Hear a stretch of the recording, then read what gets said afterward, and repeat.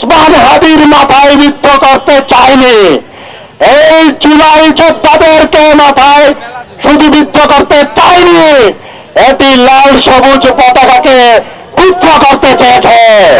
বাংলাদেশে হাজির জন্ম হয়েছে, আজকে আপনারা একটি গুলি নয় হাজার হাজার গুলি রেডি করেন। আমাদের লক্ষ লক্ষ লোক রেডি আছে আপনাদের গুলিতে পক্ষে দেওয়ার জন্য।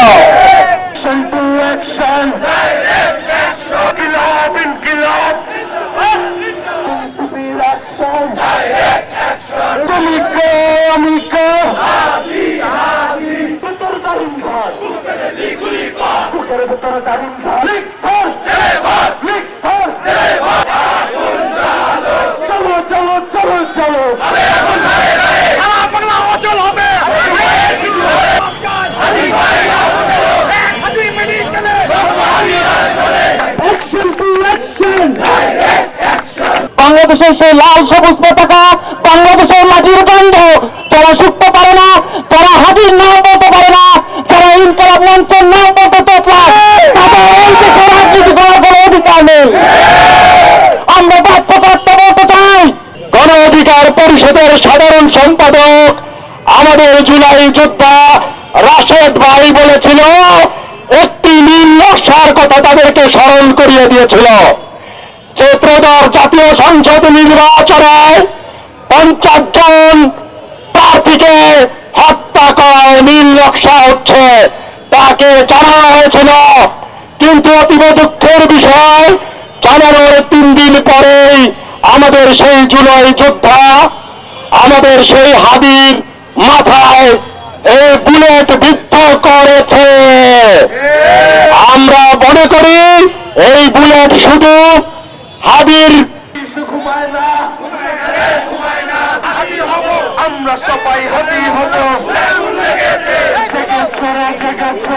আমরা যেটা বুঝি সেটা বুঝি যে বাংলাদেশ গণতান্ত্রিক বাংলাদেশ, বাংলাদেশে নির্বাচনের তফসিল ঘোষণা হয়েছে। এটি একটি সাংবিধানিক বাধ্যবাধকতা, এটি একটি ভোটার অধিকারের জন্য একটি জাতীয় নির্বাচন সেখানে হবে। এটি একটি ধারাবাহিক সাংবিধানিক প্রক্রিয়া।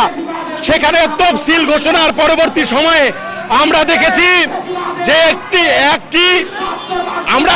আমরা দেখছি যে জুলাই যোদ্ধা হাদিরকে যেভাবে খুব কাছ থেকে গুলি করা হয়েছে, এটি একটি পরিকল্পিত হত্যাকাণ্ডের নীল নকশা বলে আমরা মনে করি।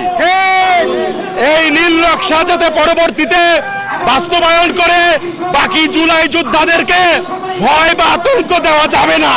সারা বাংলাদেশের জুলাই যোদ্ধারা ঐক্যবদ্ধ আছে, তারা চায় বাংলাদেশ যে গড়ার যে দৃঢ় প্রত্যয়নী আন্দোলন করা হয়েছিল, সেই আন্দোলনে আবার আমরা সবাই একতাবদ্ধ হয়ে এই সকল যারা ষড়যন্ত্রকারী, যারা সন্ত্রাসী, তাদেরকে আমরা রুখে দিব। আমরা দেখছি যে ফ্যাসিস্ট সরকার দেশ থেকে চলে গেলেও তার দোসর এবং তার সঙ্গী সাথীকে এই দেশে রেখে গেছে। তারা এই দেশকে অস্থিতিশীল করার জন্য তারা প্রতিনিয়তই ষড়যন্ত্র এবং হত্যাযজ্ঞ চালিয়ে যাওয়ার দৃঢ় প্রত্যয় ব্যক্ত করেছে বলে আমরা মনে করি। তারা বাংলাদেশের জাতীয় নাগরিক পার্টি থেকে বিক্ষোভ মিছিলের ডাক দিয়েছে। আসলে নির্বাচন তফসিল ঘোষণা হওয়ার পরে এরকম একটা লেখাজনক ঘটনা হয়েছে। আমরা মনে করি যে জুলাই যোদ্ধা যারা ছিল, যারা সামনের সারিতে নেতৃত্ব দিয়েছে, প্রত্যেকেরই জীবন বিপর্যয়ের মধ্যে চলছে। তা আমরা আশঙ্কা বোধ করছি যে ইন্ডিয়া থেকে অর্থাৎ দিল্লি থেকে যে মেসেজগুলো আসতেছে, যে মেসেজের আলোকেই বাংলাদেশের স্বাভাবিক পরিস্থিতিকে অস্থিতিশীল করার জন্য পায়তারা চালিয়ে যাচ্ছে। আমরা কোনোভাবেই জাতীয় নাগরিক পার্টি থেকে আমরা একটা মেসেজ ক্লিয়ার করতে চাই যে কোনোভাবেই দিল্লির কোনো দাসত্বে বাংলাদেশকে আর কোনো শক্তি যেন কাজ করতে না পারে। এই জায়গা থেকে আমরা কঠোর মেসেজ দিব একটাই, যে আমরা এই জায়গাটাতে ঐক্যবদ্ধ। দিল্লির দাসত্ব ইতিপূর্বে যে দল করেছে, সেই দাসত্বে জাতীয় নাগরিক পার্টি যাবে না। শরীফ ওসমান হাদি ভাইকে হত্যার উদ্দেশ্যে যে অপশক্তি তাকে গুলি করেছিল, সেই অপশক্তিকে অলরেডি আমাদের শনাক্ত করা হয়েছে। আমরা চাই প্রশাসন যে কোনো মূল্য হোক তাকে গ্রেপ্তার করবে এবং আইনের আওতায় আনবে। আরেকটি কথা মনে রাখবেন, যে একবার মাঠ থেকে পালিয়ে যায় সেই অপশক্তি কখনো সেই মাঠে ফিরতে পারে না। কিন্তু এই অপশক্তি এখনো মনে করবার যে দুঃসাহস দেখাচ্ছে, তাদের সেই করতে পারবো ইনশাআল্লাহ।